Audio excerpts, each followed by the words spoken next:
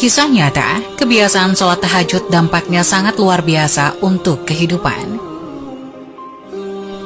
Kebiasaan Rasulullah Shallallahu Alaihi Wasallam melaksanakan sholat tahajud dapat dijadikan dasar hukum bahwa sholat tahajud adalah sunnah yang dikerjakan setelah tidur beberapa saat di malam hari, kemudian bangun saat pertengahan malam hari. Sholat tahajud adalah waktu untuk berkomunikasi kepada Allah, di mana umat muslim dapat mencurahkan segala isi hati dan memohon pertolongan kepada Allah. Kedekatan antara Allah dan orang yang sholat tahajud niscaya dapat membuat hati dan pikiran menjadi lebih tenang dalam menghadapi kehidupan yang dinamis ini. Sebagaimana yang dijanjikan Allah, para mutahajidin akan mendapatkan derajat yang mulia di sisinya. Tidak sedikit orang yang telah merasakan dan membuktikannya. Kehidupan mereka menjadi lebih baik, tentram, selalu memperoleh jalan keluar dan kemudahan dalam setiap permasalahan. Bahkan mendapatkan keajaiban-keajaiban tertentu yang sulit ditangkap dengan nalar biasa. Pengetahuan dan keutamaan tahajud telah mengantarkan para pemiliknya senantiasa mendirikan sholat yang biasa disebut Qiyamul Lail ini seperti seorang pecandu. Seperti halnya Rasulullah Shallallahu Alaihi Wasallam yang tidak pernah meninggalkan sholat tahajud dalam kondisi dan situasi apapun.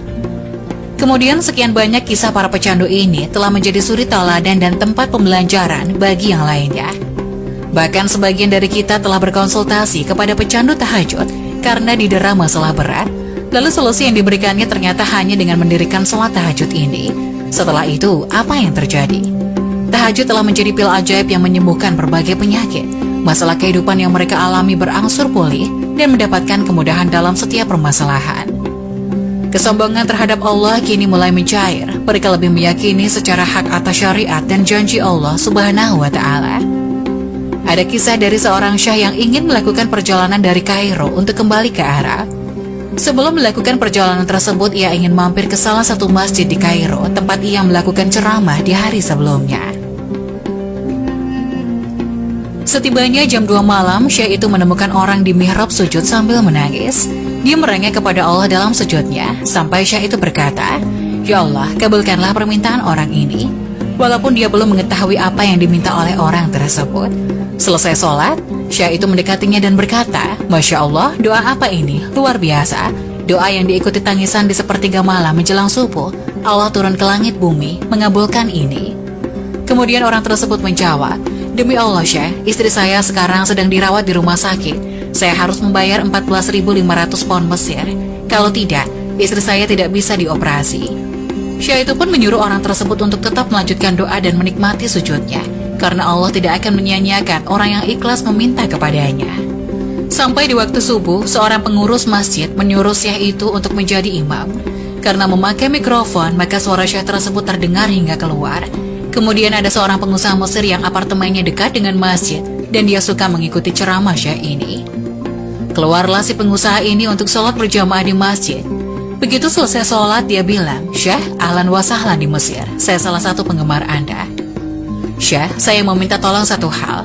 Saya sudah hitung zakat uang di perusahaan saya. Saya harus alokasikan 14.500 pound Mesir." Syah pun menangis mendengar itu. Kemudian Syah itu mencari dan memanggil orang yang menangis di sepertiga malam tadi. "Ya Fulan, kesini, ceritakan masalahmu apa?" Kemudian ia menceritakan bahwa ia membutuhkan biaya atau uang sebesar 14.500 pound Mesir untuk biaya operasi istrinya. Seketika pengusaha itu menangis dan berkata, "Demi Allah Syah, saya sudah 1 minggu taruh uang ini di lemari saya. Setiap hari istri saya bilang, turunkan itu bukan hak kita, zakat itu keluarkan. Saya ingin mendapat satu orang yang saya kasih langsung, daripada saya bagi-bagi. Saya mau satu orang yang saya kasih selesaikan masalah dia dan Allah selamatkan saya di akhirat." Lantas, diberikanlah uang 14.500 pound Mesir kepada orang yang membutuhkan tersebut. Terpenuhilah kebutuhan keduanya atas kuasa Allah Subhanahu wa Ta'ala. Dari kisah tersebut dapat memberi pelajaran bagi kita semua untuk selalu bersabar dalam berdoa. Karena Allah Subhanahu wa Ta'ala pasti akan mengabulkan setiap permohonan permintaan hambanya.